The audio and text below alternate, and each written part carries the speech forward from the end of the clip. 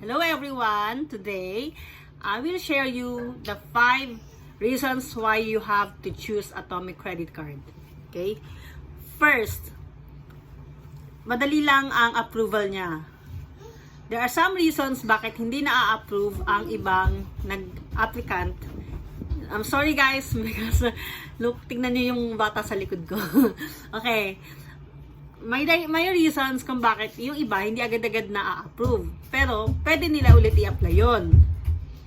Okay? 2.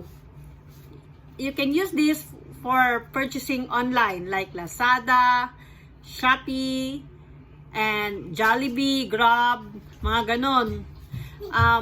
If you already have your Atomic Credit Card, all you have to do is to activate this one and then use the 4-digit PIN. Kailangan meron kayong 4-digit para pag tuwing magpa-purchase ka sa labas is pwede nyo siyang magamit.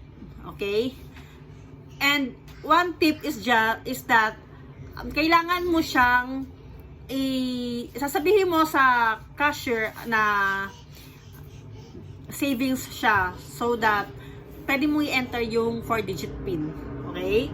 And I just got mine just today.